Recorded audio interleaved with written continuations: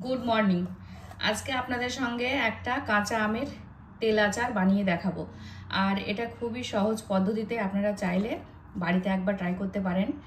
আর আজকে কোনো vlog video না, আজকে একটা মানে আমের আচারের রেসিপি আপনাদের সঙ্গে শেয়ার করতে চলেছি। তো প্রথম থেকে শেষ অবধি দেখতে থাকুন। এখানে এরকম সাইজের আমগুলো নিয়েছি, মানে আঁটি হবে সেরকম ভাব, সেই টাইপের আমগুলো নিতে হবে, মানে পুরোপুরি আমটা পূর্ণ হয়ে যাবে সেই আমটা। তো এই আমগুলো ভালো করে আমি ধুয়ে নিয়েছি। 2 কিলো মতো আম রয়েছে। তো ক্যামেরা ধরে দেওয়ার কেউ নেই, ওই জন্য ব্যাক ক্যামেরাতে আমি ভিডিওটা করছি। তো এখন আমগুলো ভালো করে ধুয়ে নেওয়ার পর এটা ভালো করে একটা রুমাল দিয়ে ভালো করে এটা মুছে নেব। তো এই দেখুন, আমের গায়ে একটুকু পরিমাণে জল থাকবে না। আর শুকনো আম মানে আমটা যদি ভালো করে মুছে না নেওয়া হয় তাহলে কিন্তু আচারটা বেশি দিন থাকবে না, ফ্রিজেও না রাখলেও চলবে। আর বেশি রোদেও এটা দিতে হবে না, কারণ এটার মধ্যে কোনো জল থাকবে না। আর বেশি জল থাকলে কি হয়, আচারটা বেশি দিন যায় না, আচারটা নষ্ট হয়ে যায়। তখন কি করতে হয়, ফ্রিজে রাখতে হয়।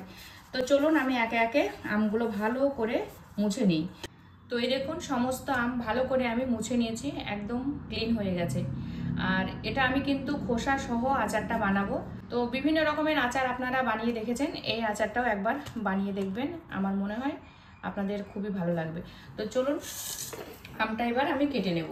তো কাটবো কিভাবে, এটা শুধু মুখের দিকটা একটু ফেলে দেব, তারপরে এটা এভাবে পিস করে নিতে হবে। তো এই দেখুন, একটা শুকনো জায়গা নিয়ে নিয়েছি আমি এখানে। আমের যে বীজটা রয়েছে এটা ফেলে দিতে হবে। আর এটা আমি ছোট যেহেতু আমটা, তো 2 পিস করে এইভাবে রেখে দেব। তো এইভাবে সমস্ত আমগুলো আমি কাটা কমপ্লিট করব। এই দেখুন, এটা একটু শক্ত শক্ত হয়ে যাবে, সে আমটা হলে কি হয়, ভালো হয় আচারটা বানাতে, বেশ মানে সারা বছর ধরে আপনারা স্টোর করতে পারবেন। তো আমি কাটা কমপ্লিট করে নিয়েছি, এইভাবে আমগুলো সব কেটে নিয়েছি। তো এই দেখুন, সমস্ত আম তো কাটা কমপ্লিট করে ফেলেছি। তো এবার আমের মধ্যে আমি দেব পরিমাণ মতো লবণ। আর আচারটা হবে টক ঝাল মিষ্টি, পরিমাণ মতো লবণ দিলাম, 2 চামচ মতো আমি। আর এখানে দেব হলুদ গুঁড়ো। তো এটা ভালো করে মিশিয়ে নিতে হবে। তো চলুন এটা ভালো করে হাত দিয়ে আমি মাখিয়ে নেব। এভাবে ভালো করে ঝাঁকিয়ে নিতে হবে, যাতে আমের সমস্ত গায়ে লবণ আর এই হলুদটা লেগে যায়। তো চলুন এটা আমি ভালো করে আগে মাখিয়ে নিই। তো এটা আমার মাখানো কমপ্লিট হয়ে গেছে, প্রতিটা আমের গায়ে কিন্তু লবণ হলুদটা লেগে গেছে। এবার আমি 3 ঘন্টা মতো রোদে দেব। এক সময় হয় না, অনেক রকমের আচার বানাতে গেলে প্রতিদিন রোদে দিতে হয়, শুকিয়ে শুকিয়ে সেটাকে টাইট করতে হয়। কিন্তু এই আচারটা কিন্তু রোদে দেওয়ার কোনো ঝামেলাই নেই, রোদে দেওয়ার ঝামেলা ছাড়াই কিন্তু এই আচারটা বানিয়ে দেখাবো। তো এই দেখুন, এই কুলোটার মধ্যে আমি ছড়িয়ে এটা ভালো করে ছড়িয়ে দেব। তো তারপর এটা রোদে দিয়ে আসবো।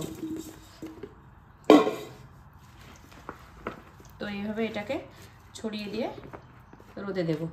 তো চলুন রোদের মধ্যে যাই, এটা দিয়ে আসি।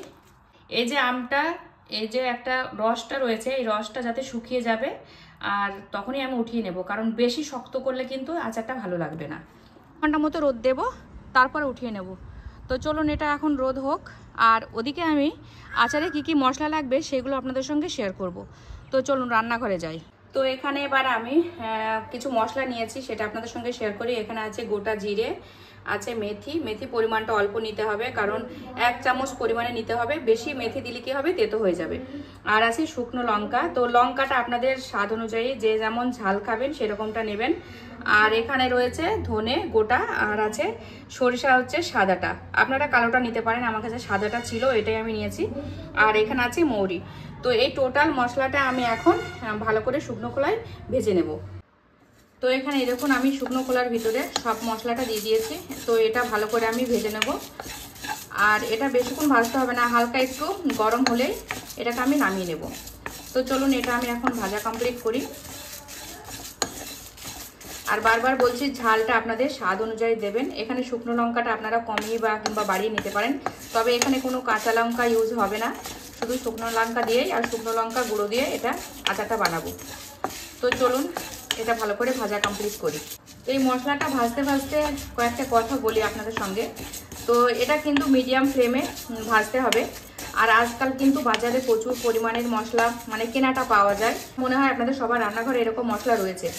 তো এগুলো নিত্যদিনের প্রয়োজনীয় মশলা। তো এটা যদি নিজে হাতে বানিয়ে আচারটা বানানো হয় কিন্তু তার স্বাদটা দ্বিগুণ বেড়ে যাবে। হ্যাঁ, বাজার থেকে আপনারা কেনা মশলা দিয়েও বানাতে পারেন, তবে আমার মনে হয় নিজে হাতে বানানোটাই ভালো হবে। ফ্রাই করি, তারপরে এটা ব্লেন্ড করব। আপনারা পারলে শিলনোড়াতেও বেটে নিতে পারেন, আমি এটা মিক্সিতে ব্লেন্ড করে নেব। তো এই দেখুন এখানে মশলাটা হয়ে এসেছে। যখন দেখবেন এরকম চটপট আওয়াজ হচ্ছে, জানবেন মশলাটা রেডি হয়ে গেছে। আর বেশি কিন্তু ভাজলে তেতো লাগবে। তো চলুন এটা এবার আমি নামিয়ে নিই। তো এই দেখুন মশলাটা আমি নামিয়ে নিয়েছি। তো একটু গরম রয়েছে, হালকা একটু ঠান্ডা করে নেব, তারপরে এটা মিক্সিতে দেব।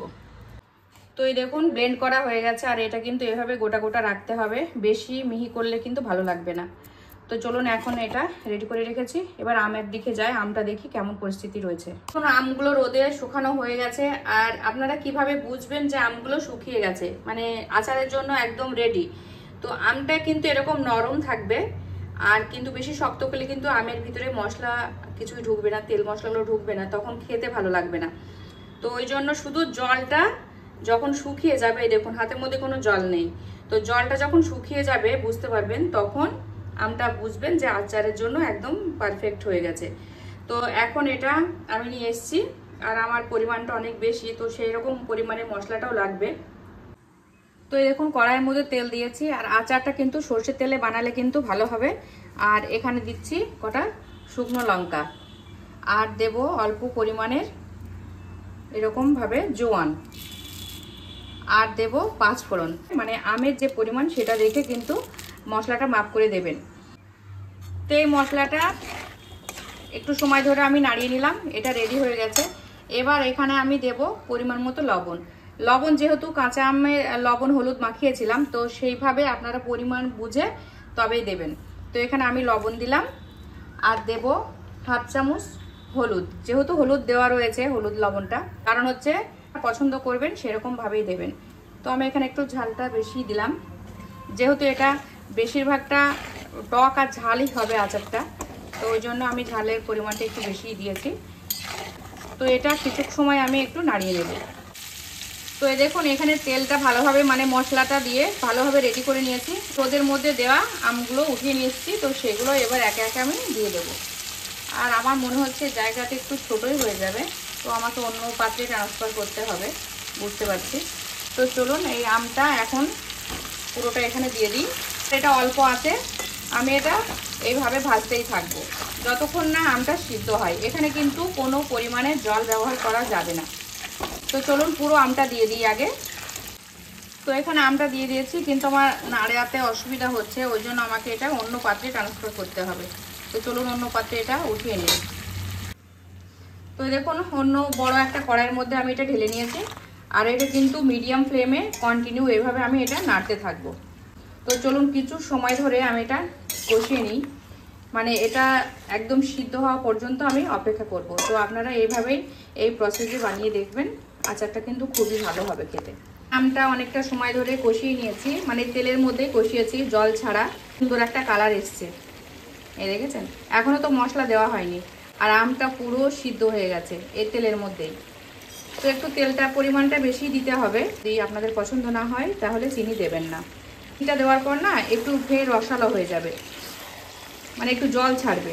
তো আবারও কিছু সময় আমি এটা কষিয়ে নেব, কিন্তু খুবই লোভনীয় হয়েছে, দেখেছেন। এটা দেওয়ার পর কিন্তু জলটা শুকিয়েও গেছে, ওগুলো কিন্তু এরকম গলে গলে যাচ্ছে। আর আমি কিন্তু এটা একদম গলিয়ে ফেলবো না, কিছুটা এরকম শক্ত শক্তই থাকবে। তো এবার চলে এসছে সময় মশলাটা দেওয়ার। আর যে মশলাটা রেডি করে রেখেছিলাম এই তো মিক্সিতে ছিল, তো সেই মশলাটাই আমি পুরোটা দিয়ে দেবো। আচারের মধ্যে কিন্তু মশলার পরিমাণটা একটু বেশি দিলেও ভালো লাগবে।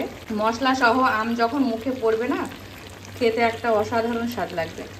তো চলুন মশলাটা ভালো করে আমি এখন মিশিয়ে নেব। এটা প্রায় রেডি হয়ে গেছে, আর একটু সময় এটা নাড়িয়ে নেব মশলাটা দেওয়ার পর। তো আমার কাঁচা আমের আচারটা পুরো রেডি হয়ে গেছে।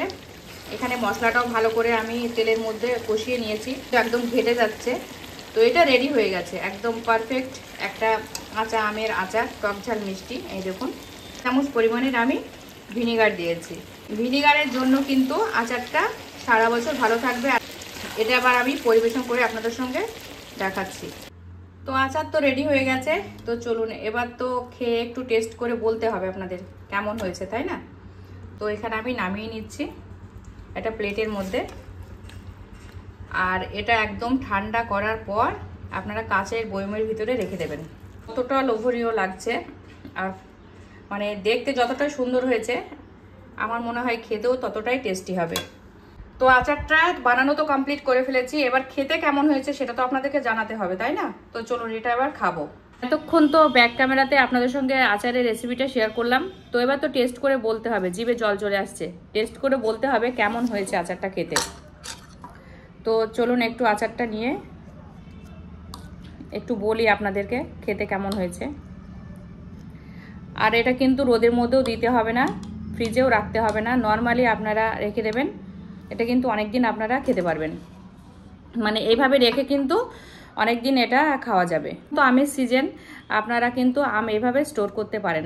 বেশি কথা না বলে আগে মুখে দিই, টেস্টটা বলি আপনাদের কেমন হয়েছে খেতে।